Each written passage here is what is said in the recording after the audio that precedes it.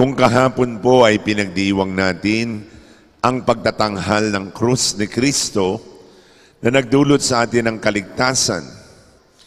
Sabi nga po natin kahapon sa ating pagbabahagi, para sa atin ang krus ay dapat iwasan sapagat ito ay naglalarawan ng kalbaryo, paghihirap, mga problema.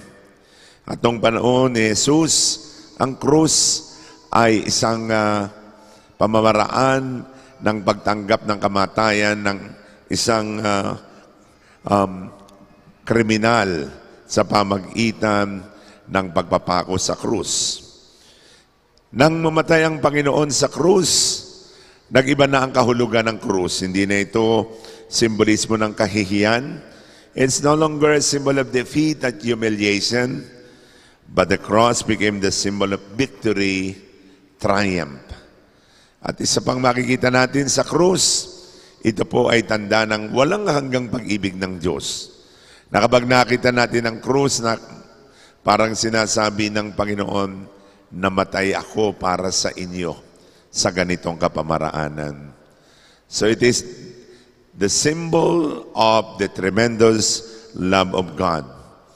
Ano pat ang krus po ay simbolismo ng pananampalataya na sa pamagitan ng krus, tayo po ay naramdaman natin ang dakilang pagliligtas ng Panginoon. Kaya naman makikita natin lagi sa simula ng misa, sa mula ng pagdadasal, lagi nating sinisimulan sa pamagitan ng krus. Sapagkat ang krus ay tanda ng pananampalataya. Ito rin ay tanda ng ating kaligtasan. Sabi ng banal na kasulatan, by His holy cross, the whole world was redeemed by our Lord. Kaya sa pamagitan ng krus, tinamo natin ang kaligtasan. Ito rin ay simbolismo ng kalalwalhatian. It is a pledge of future glory na sa bawat krus na pinapasa natin, may katapat na pagpapala at biyaya. Ang krus ay isang biyaya. Ang krus ay pagkakataon natin na maranasan ang kalwalhatian, katulad din naman ang naranasan ng Panginoon matapos ang kamatayan, siya nilwalhati ng Ama. Ang krus din po ay simbolismo ng kagalingan. Sabi nga po natin, yung kahapon na ang tumingin doon sa ahas na tanso ay gumaling pagkatapos na sila'y makagat nito. Ito ba'y paglalarawan ng pagpapako ng Panginoon sa krus, nang sinumang sumampalataya sa Kanya ay maliligtas at gagaling sa kanilang karamdaman. No wonder ang medicine po, ang ginamit nilang simbolismo ng kagalingan ay walang iba kundi ang banal na krus na inilarawan ng ahas. At pang-apat, ang krus po ay sagisag ng korona ng tagumpay. Na kapag pinasa natin ang ating krus araw-araw, pinasa natin ito sa diwa ng pananampalataya, ang katapat po nito ay tagumpay, korona ng tagumpay. For those whose life are headed into ruin, the cross is a complete absurdity. But for us who believe, the cross is the power of God. Ngayon naman po ay pinagdiriwang natin ang pagdadalamhati ng mahal na Birhen.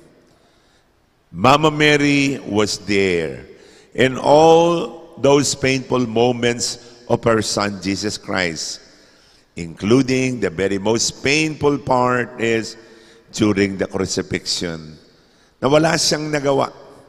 Hindi niya napigilan si Pilato para bigyan siya ng pasya, desisyon na siya ipako sa krus.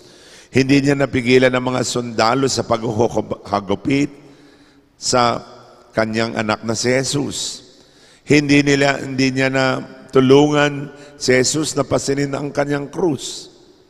Habang siya ay bumabagsak, nililibak, inaalimura, tigmak ng dugo, ang buong katawan, wala siyang magawa.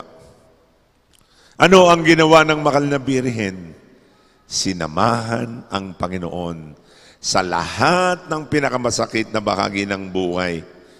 Kung ba nung sinibat si Jesus sa tagiliran, ang puso niya ay tinarakan din ng balaraw.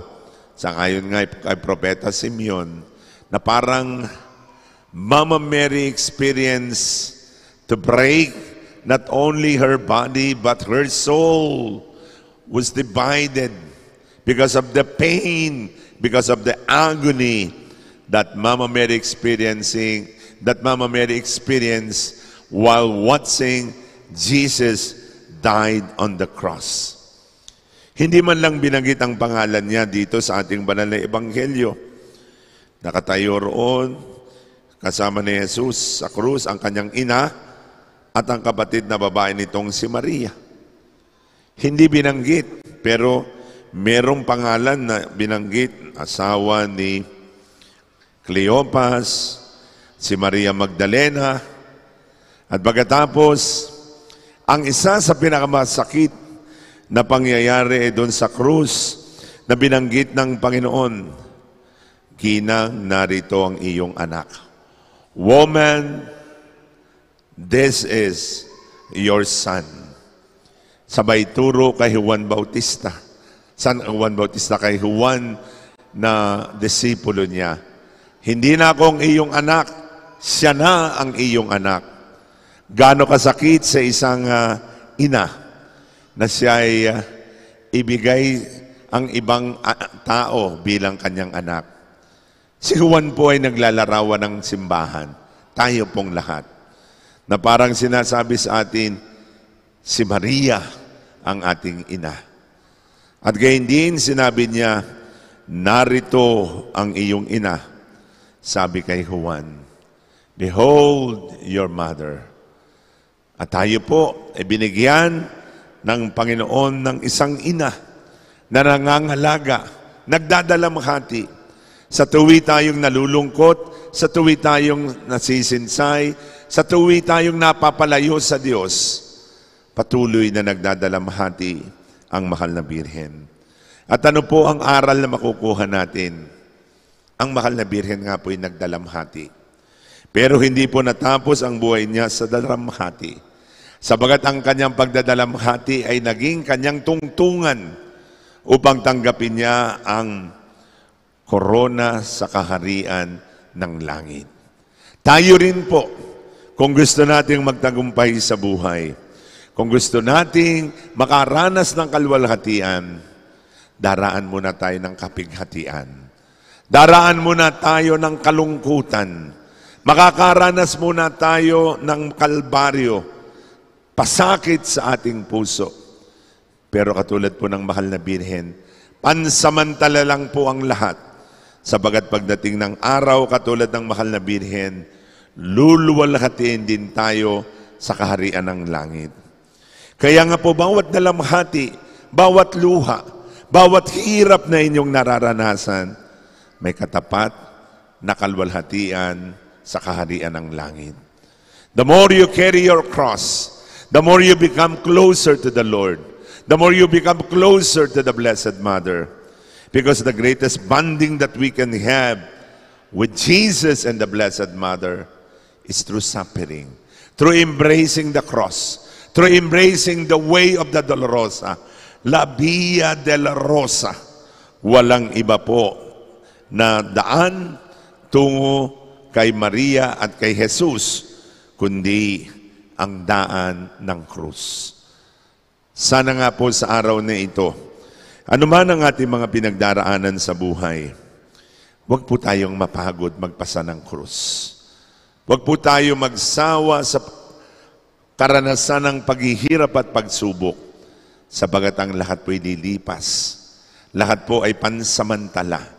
At katulad ng bakal na Birhen, katulad ng Panginoon, ang ating dalamhati ay magiging tagumpay at kalwalhatian. Kaya naman sa araw pong ito, na ating ginugunita ang mahal na Birheng nagdadalamhati. Ulinigin natin ang sinabi ng Panginoon. Ang kanyang pangako, ang luha mo ay magiging tuwa. Your sorrow will be torn into joy. Your problem will be torn into blessing. Your Good Friday will be torn into Easter Sunday. Kaya magtiyaga po tayo, magsika po tayo, gaano man katindi ang ating dalamhati, hirap at pasakit na naranasan, ang mahal na Birhen ang siyang maging inspirasyon natin na yung luha natin magiging tuwa, yung dalamhati magiging tagumpay. Amen.